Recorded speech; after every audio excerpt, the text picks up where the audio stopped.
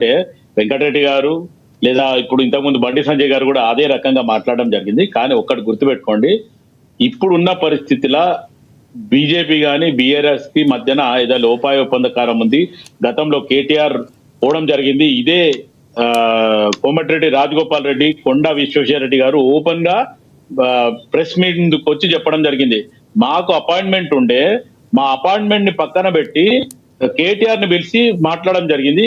కేటీఆర్ పిలిచి మాట్లాడిన రెండో రోజే బండి సంజయ్ ని అధ్యక్షునిగా తీసేసి కిషన్ రెడ్డి గారిని మళ్ళీ నియమించిండ్రు అనేది స్వయాన అప్పట్లో ఉన్న రాజగోపాల్ రెడ్డి, వివేక్ మరియు విశ్వేశ్వర రెడ్డి ఈ ముగ్గురు ఇది ప్రెస్ మీద చెప్పడం జరిగింది. ఇది నేను చెప్పడం మాట కాదు. వాళ్ళు అప్పట్లో ఉన్నది బీజేపీలు ఉన్నప్పుడే ఈ మాట చెప్పడం జరిగింది. అంటే ఒకటి లోపాయ ఒప్పందకారం ఎవరికి ఉంది, ఈ రోజు కాంగ్రెస్ పార్టీకి బీఆర్ఎస్ కి పచ్చగడ్డి వేసే బగ్గుమనే రకంగా మధ్యాహ్నం ఉంది. ఇంకోటి కేసీఆర్ గారు స్వయాన మా అప్పట్లో ఉన్న పిసిసి అధ్యక్షుడు బిడ్డ పెళ్లుందని రేవంత్ రెడ్డి గారు చెప్తే కూడా ఆయన ఇంటి మీద దాడి చేసి మొత్తం పోలీసు వాళ్ళకి చెప్పి ఎట్టి పరిస్థితుల్లో పట్టుకొచ్చి లోపలేయడం. గతంలో కేటీఆర్ కూడా డ్రోన్ ఎగరేసిండు అనే రకంగా దాని మీద కూడా యాక్షన్ తీసుకోవడం జరిగింది. ఈ రోజు మేము కక్ష సాధింపు చేయాలంటే ఒక్కరోజు పట్టదు, కానీ చట్టం దానిపైన చేసుకుంటూ పోతుంది. మేము కక్ష సాధింపు చేయడం మాటకు మాట మాట్లాడడం జరిగింది, కానీ చట్టం మీద గౌరవంతోనే చట్టం దానిపైన చేసుకుంటూ పోతుంది అనే రకంగానే చట్టం విలువేయడం జరిగింది. ఆ కమిషన్ ఏర్పాటు చేయడం జరిగింది. కమిషన్ రిపోర్ట్లు వచ్చిన తర్వాత ఖచ్చితంగా దాని మీద యాక్షన్ ఉంటుందని చెప్పి వెంకటరెడ్డి గారు కానీ బండి సంజయ్ గారు కానీ నేను చెప్పడం జరుగుతుంది. రైట్ వెంకటరెడ్డి గారు, ఎక్కడ కక్ష సాధింపులు అనే కోణంలో ఎక్కడ లేదు. రెండు పార్టీలు ఒకటి కాదు, బీఆర్ఎస్ పార్టీ బీజేపీ ఒకటే అని చెప్తున్నారు శివలాల్ గారు. క్లియర్గా అప్పుడు బీజేపీలో భాగస్వాములుగా ఉన్నటువంటి వారు మీడియా ముఖంగా ఏం చెప్పారు, కిషన్ రెడ్డికి అధ్యక్ష పదవి వచ్చిన సందర్భంలో ఆ వ్యాఖ్యలు ఉదహరిస్తూ కూడా చెప్పారు. శివలాల్ గారు ఏం చెప్తారు? ఇప్పుడు ఒక్కటి సరే, ఒక నిమిషానికి మా రెండు పార్టీలు ఒకటే అని మనం అనుకుందాం. మరి మీరు ఏం చేస్తున్నారు? అధికారంలో ప్రజలు ఇచ్చిన అధికారాన్ని ఉపయోగించి జరిగినటువంటి అరాచకాలను, అవినీతిని, వీటికి సంబంధించినటువంటి రిపోర్ట్ల మీద చర్యలు తీసుకోవాల్సిన బాధ్యత మీకు లేదా? మేము పార్టీలుగా మాది వ్యక్తిగత జీవితాల్లో పక్కకు పెట్టండి, బాధ్యతలు మీకు ఉన్నాయి కదా, చట్టబద్ధ బాధ్యతలు మీకు ఉన్నాయి కదా, మీరు ఏం చేస్తున్నారని అడుగుతున్నాం మేము. దానికి ఇంతవరకు ఒక్క జవాబు లేదు. రేవంత్ రెడ్డి గారు రోజు మాట్లాడుతున్నాడు అనేక విషయాల మీద, కానీ ఒక్క కేసులో రివ్యూ చేసినాడా? ఇప్పుడు ఎంతకాలం అయింది మన రాజశేఖర్ గారు విద్యుత్ శక్తి కొనుగోలులో జరిగిన విపరీతమైనటువంటి. కానీ వెంకటరెడ్డి గారు ఇందాక శివలాల్ గారు మాట్లాడుతూ చట్టం తన పని తను చేసుకుని పోతుంది, విచారణ జరుగుతుందని చెప్తున్నారు. అవన్నీ తప్పించుకునేటువంటి ప్రభుత్వాలు మాట్లాడేటువంటి బలహీనమైన మాటలు. చట్టం తన పని చేస్తుంది అనేటువంటిది ప్రతి వాళ్ళు చెప్పేటువంటిది. అదే పోలీస్ ఆఫీసర్ నుంచి రాజకీయ నాయకుల దాకా.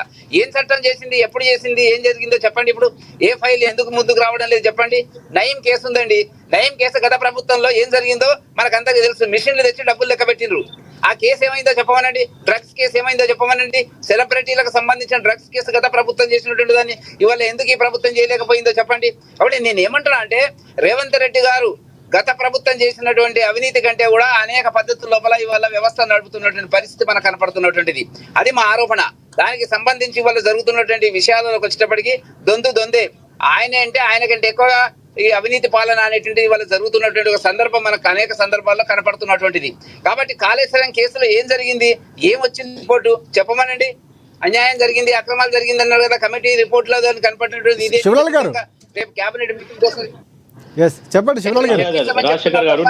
ఒక్క కేసులో కూడా వాళ్ళు సరి అయినటువంటి దర్యాప్తు చేసి శిక్ష వేయాలనే పద్ధతి లోపల ఎట్లా కాపాడుకోవాలా కేసీఆర్ లో అనేటువంటిది ప్రయత్నంలోనే కాంగ్రెస్ పార్టీ ఉంది.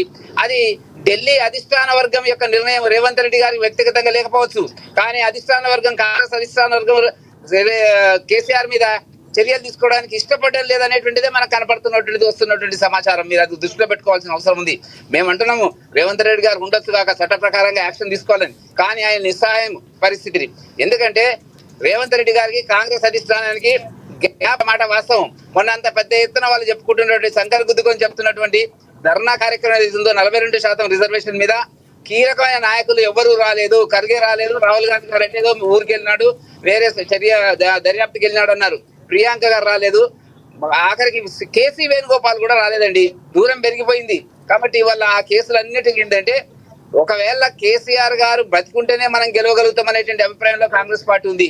కేసీఆర్ గారి యొక్క పార్టీ వాళ్ళ అంతమైతే పోటీ రెండు పార్టీల మధ్యనే జరుగుతుంది, కాంగ్రెస్ BJP కానీ కాబట్టి ఒకటి బండి BJP సంజయ్ గారిని గతంలో ఇందాక కాంగ్రెస్ ఉండేటువంటి ఒక్క నిమిషం ఒకటే ఆలోచన ఏంటంటే టిఆర్ఎస్ పార్టీ బతుకుండాలా, టిఆర్ఎస్ పార్టీ గెలిచినా పర్వాలేదు కానీ బీజేపీ గెలవకూడదు అనేటువంటిది కాంగ్రెస్ యొక్క మౌలిక సిద్ధాంతం. కాబట్టి అనేక కేసుల్లో వాళ్ళకు రక్షణ కవచం లాగా కాంగ్రెస్ పార్టీ ఉందని చెప్పి మేము భావిస్తున్నటువంటి సందర్భం. రైట్, శివలాల్ గారు చెప్పండి, ఏం చెప్తారు? వెంకటరెడ్డి గారు, మీరు నిజంగా కూడా బీజేపీ మీద అభిమానంతో ఇంత చక్కగా మాట్లాడుతుంటే ఇంకా నేనేం చెప్పలేను. కనీసము మీరు రాష్ట్రంలో ఒకటే ఒక సీటు గెలిచేది, అది రాజాసింగ్ సీటు. ఆ తర్వాత ఈ మధ్య కాలంలో మీకు 8 ఎమ్మెల్యే సీట్లు, 8 ఎంపీ గెలుచుకోవడం జరిగింది. దాంట్లో మీ 8 మంది 10 మంది దగ్గరకైతే లేదు. మీరు ఒక బీసీ ముఖ్యమంత్రి చేస్తానో ఒక బీసీ అధ్యక్షుని చేయలేదు. ఇంకోటి ఈరోజు బీజేపీలో మొత్తానికి ఇప్పుడు వెంకటరెడ్డి గారు ఇంకొక మాట అన్నారు, 42% గురించి కాంగ్రెస్ పార్టీ మాట్లాడుతుంది. మరి బీజేపీ అసెంబ్లీలో ఎందుకు మద్దతు ఇచ్చింది?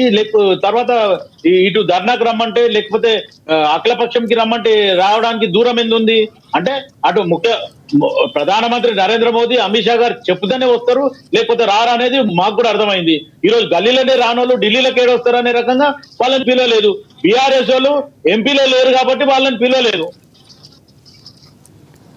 రైట్, ఇదే కాకుండా ఇంకోటి కాళేశ్వరం సబ్జెక్ట్ వస్తే ఆల్రెడీ ముఖ్యమంత్రి గారు దాన్ని ఫైల్ తీసుకున్నారు, అధ్యయనం చేయమని చెప్పి మెయిన్ పాయింట్స్ తీయమని చెప్పి ఆ మెయిన్ పాయింట్స్ తీసి రాసిండ్రు. అదే నేపథ్యంలో రాహుల్ గాంధీ గారు కూడా రాలేదు. అయితే ఒక్కటి గుర్తుపెట్టుకోండి, రాహుల్ గాంధీ ఎందుకు రాలేదు? నేనేమంటున్నా, ఖర్గే వస్తేనే అవుతుంది. రాహుల్ గాంధీ వెంకటరెడ్డి గారు రాహుల్ గాంధీ వస్తే, ఖర్గే వస్తే, కేసీ వేణుగోపాల్ వస్తే మీరు చేస్తారంటే చెప్పండి, ఇంకొక ప్రోగ్రామ్ పెట్టి